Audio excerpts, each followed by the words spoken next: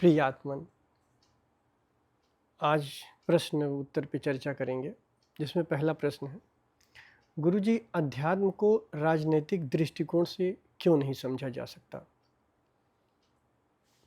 यहाँ राजनीतिक दृष्टिकोण अगर कहा जाए अध्यात्म की जगत में, इसलिए नहीं संभव है क्योंकि आध्यात्मिक दृष्टिकोण में हम खुद को नहीं बचाते हैं।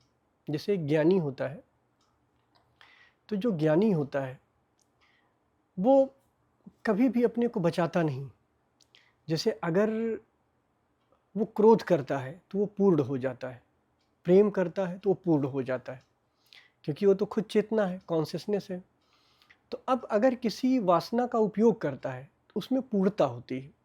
ध्यान रखना, मैंने पहले भी बताया है कि जो ज्ञानी होता है, ज्ञानी वासनाओं का उपयोग करता है, जिसे नकली अहंकार कहते हैं, और नॉर्मल आदमी जो अज्ञानी होता है, वासनाएं उसका उपयोग करती हैं। ये एक बड़ा फ़र्क है। तो जब कोई ज्ञानी किसी चीज़ का उपयोग करता है, किसी वासना का उपयोग करता है, जैसे कोई ज्ञानी है अगर क्रोध का उपयोग करेगा तो वो पूर्ण क्रोध हो जाता है।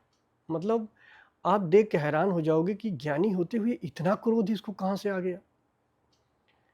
वो आपने देखा ना कि शिव की तीसरी आंख, वो शिव का तांडव या शिव का क्रोध रूप है ना, वो इसी का प्रतीक है। आपने देखा है कि काली क्रोध में भगवान शिव के ऊपर पैर रख दिए हैं, है ना, और क्रोध इतना भयंकर है। यानी कि शिव पे पैर रख दिए हैं, यानी कि विपरीत को वो नहीं देख रही हैं, विपरीत को नहीं बचा रही।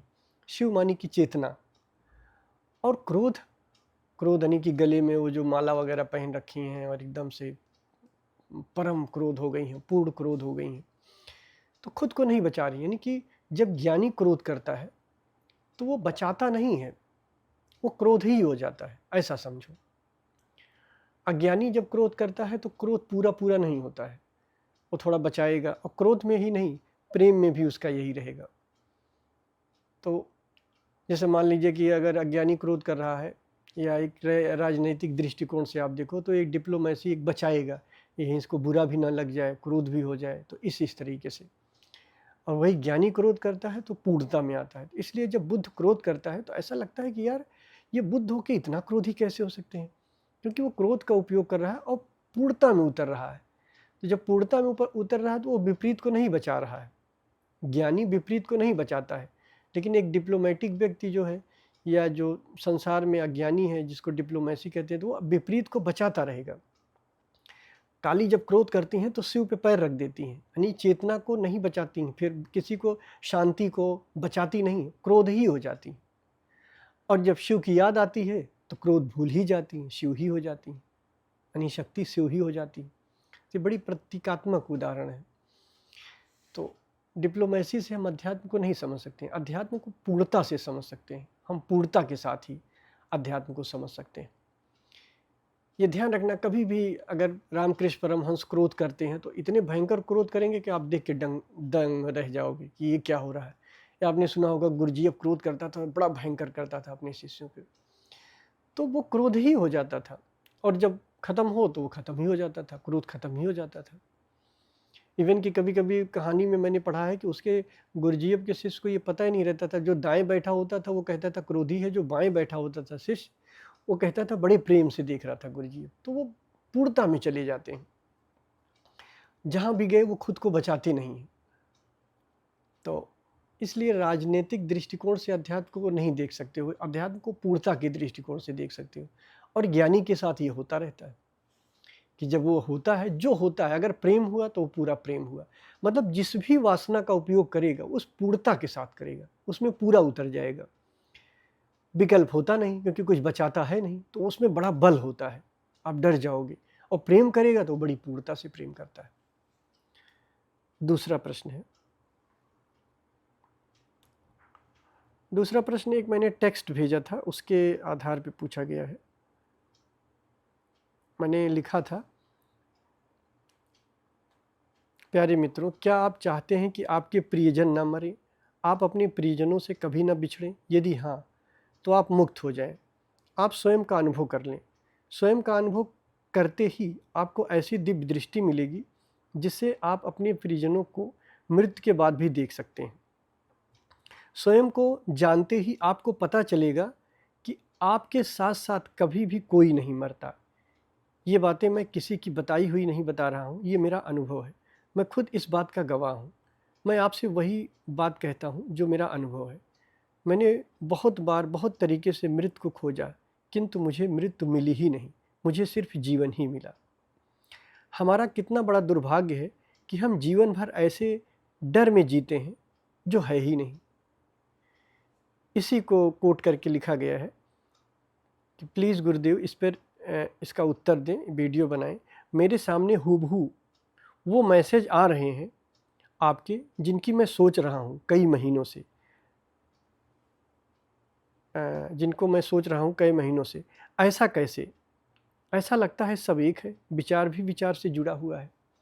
तो आप सही कह रहे हैं, विचार भी विचार से जुड़े हुए हैं। दरअसल जो विचार हमें विचार दिखता है वो विचार है नहीं, वो चेतना का ही विस्तार है। पहले जब हम खोजते हैं तो हमें विचार अलग लगता है, फिर खोजते खोजते एक दिन ऐसा आता है कि हम चेतना हो जाते हैं। तो जब हम चेतना हो जाते हैं तब हम ये पता चलता है कि ये जो विचार है ये भी मैं हूँ, यानी विचार रूपी जो शक्ति है ये भी मैं हूँ, विचार भी चेतना से अलग नहीं। तो हम सिर्फ चेतना से ही नहीं, हम विचारों से भी जुड़े हैं। देखते नहीं हो, जब किसी को अगर किसी प्रश्न की ज़रूरत होती है तो उसका उत्तर आ जाता है, या अगर आप तैयार होते हो, आपके भीतर पात्रता होती है तो गुरु आपको मिल ही जाता है। तो हम भीतर भी और बाहर भी हम जुड़े हुए हैं। हमको ऐसा लगता है कि हम अलग अलग हैं, विचार अलग है, चेतना अलग है। शुरू में ऐसा लगता है, और समझने के लिए हम भी बताते हैं कि नेति नेति करो, हम विचार नहीं हैं, हम बुद्धि नहीं है। फिर एक दिन आपको पता चलता है कि आप आत्मा हो, और जब आपको आत्मा है वो पता चलता है तब आपको ये भी पता चल जाता है कि यार अब मैं विचार भी हूँ, मैं बुद्धि भी हूँ, मैं भाव भी, यानी सब कुछ मैं ही हूँ। तो आपने लिखा कि क्या विचार भी जुड़े होते हैं? बिल्कुल जुड़े होते हैं। हम जिसके प्रति खुले होते हैं, जिसके प्रति हमारा प्रेम होता है, हम उसके चेतना से, उसके विचारों से सब जुड़े होते हैं। इसी को एक अध्यात्म में बहुत गहरे में जब आप जाओगे तो एक कलेक्टिव अनकॉन्शियसनेस कहते हैं, जहाँ पर कोई भी बुद्ध कार्य करता है तो यहाँ पे हम सब जुड़े होते हैं, और यहाँ पे हम सारी चीज़ें, यहाँ बड़ा रहस्य है। जब सौभाग्य हो यहाँ पहुँचने का तो पता चलेगा। तो अभी आपने कहा कि, अभी मैंने जो बताया, जो ये मैंने लिखा है कि मृत्यु होती ही नहीं है। देखो, हम अपने प्रियजनों को बहुत प्यार करते हैं, बहुत प्रेम करते हैं कि यार हमारा जो प्रियजन है, जो हमारा बहुत खास है, वो कभी मरे ना। तो ये मौत का डर कहाँ से आता है? क्योंकि हम देखते हैं ना कि सब मरते रहते हैं, शरीर सबका मर जाता है, और सब पता नहीं शरीर मरने के बाद सब चले जाते हैं, कहाँ चले जाते हैं, क्या होता है। तो हम डरते हैं ना, क्योंकि हमने जीवन भर मौत देखा है। लेकिन हम अपने भीतर जहाँ तक पहुँचते रहते हैं, हम दूसरों को भी वहाँ तक जानने में सक्षम हो जाते हैं। जैसे अगर मैं अपने को शरीर मान रहा हूँ कि मैं शरीर हूँ, तो मुझे पता है कि मैं मर जाऊँगा एक दिन। तो ऐसे ही मुझे ये भी पता होगा कि दुनिया के जितने लोग हैं, जो मेरे प्रियजन हैं, सब एक दिन मर जाएंगे। ठीक है, क्योंकि हम अभी शरीर मान रहे हैं, अभी शरीर जान रहे हैं। ऐसा समझो, शरीर जान रहे हैं। शरीर मरणो धर्मा है, शरीर मरती है। फिर एक दिन हमको ये पता चलता है कि हम शरीर नहीं है, मन है, विचार है। तो फिर लगता है यार विचार भी तो मर जाता है, फिर जो सामने है वो खत्म हो जाता है।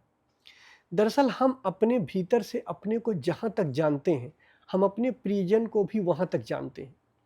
जब हम अपने आप को ये जानते हैं कि हम शरीर हैं, तो जो हमारे प्रियजन हैं हम उनको भी शरीर मानते हैं, और वो भी जन्म मरण में रहते हैं, क्योंकि हम भी जन्म मरण में रहते हैं।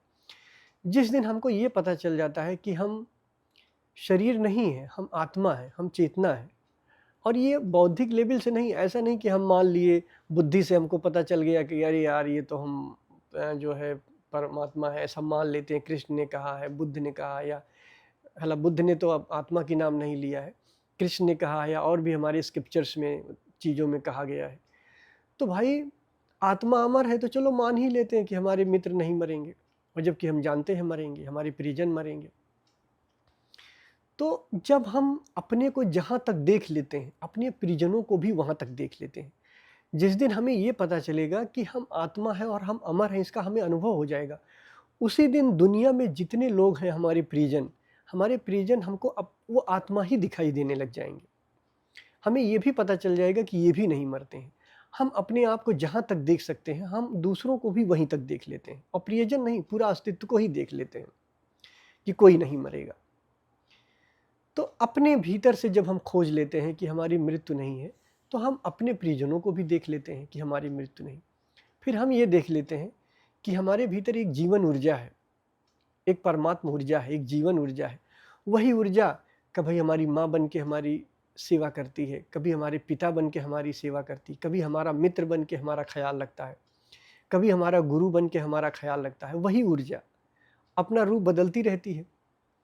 जब हम उस ऊर्जा के एसेंस को पहचान लेते हैं, अपने प्रियजन के एसेंस को पहचान लेते हैं, आत्मा को पहचान लेते हैं, तब हम ये जान जाते हैं कि वो मरता ही नहीं। जिसका मुझे डर था, जो लगता था ये मर जाएगा, वो तो मरता ही नहीं। ये बड़ा आश्चर्य पैदा होता है। तो जब हम ये कहते हैं कि अगर आपको अपने प्रियजनों से प्रेम है कि आप बिछड़ जाओगे, तो मुक्त हो जाओ, और मुक्त होकर आपको ये पता चलेगा कि आपके प्रियजन कभी मरे ही नहीं, आप भी कभी नहीं मरोगे। यानी आप जीवन भर ऐसे दुख में जी रहे हो जो है ही नहीं, ऐसे डर में जी रहे हो जो है ही नहीं। ये बड़ा सरप्राइजिंग बात है। रमण महर्षि का नाम आपने सुना होगा। जब उनके घर में किसी की मृत्यु होती है तो सब लोग घर वाले रोने लगते हैं, और वो भी बहुत दुखी हो जाते हैं क्योंकि उनसे बहुत जुड़े थे, और जाते हैं, कमरा बंद कर लेते हैं और कहते हैं कि बस अब हमारा इतना प्रिय मर गया तो हम भी मर जाएं, अब जीने से क्या फ़ायदा। तो बस मरने लग गए कि मैं शरीर मरा, बुद्धि मरा, विचार मरा। फिर एक जगह ऐसे चले गए जहाँ पता चला कि ये मरता ही नहीं है, और बड़े आश्चर्य में फिर वो बाहर आए, कमरे से निकल के बाहर आए और खुशी में नाचने लगे। कहे क्या शोक मना रहे हो आप लोग, ये क्या बेवकूफ़ी वाली बात कर रहे हो, ये तो मरे ही नहीं है और कोई नहीं मरता है। इसी दिन से वो लगातार इस पे बहुत जोर देते रहे कि हूँ एम आई, इसकी इंक्वायरी करो, मैं कौन हूँ, मैं कौन हूँ। इसीलिए मैं कहता हूँ कि अगर आपको अपने प्रियजनों से बहुत प्रेम है, सच में आप उनसे बिछड़ना नहीं चाहते, तो आप मुक्त हो जाओ, आप बुद्धत्व को उपलब्ध हो जाओ, आप ज्ञान को उपलब्ध हो जाओ, आप जान लो आप कौन हो। और जहाँ तक खुद को जान पाओगे, वहाँ तक आप अपने प्रियजनों को भी जान पाओगे। अगर आपने ये देखा कि मैं शरीर हूँ, तो अगर आप शरीर हो तो शरीर मरेगी, तो प्रियजन भी मरेंगे। और जिस दिन आप इसका अनुभव कर लोगे कि मरना सिर्फ एक बेहोशी है, एक अवस्था परिवर्तन है।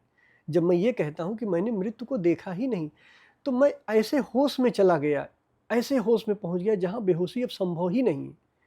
यानी कि अचेतन में मैं जाग गया। और जब आप अचेतन में जाग जाओगे तो आपको पता चलेगा कि बेहोशी अब संभव ही नहीं है, और मृत्यु एक महाबेहोशी है और कुछ नहीं है। महाबेहोशी में एक अवस्था परिवर्तन हो जाता है, एक हमारा रूप बदल जाता है।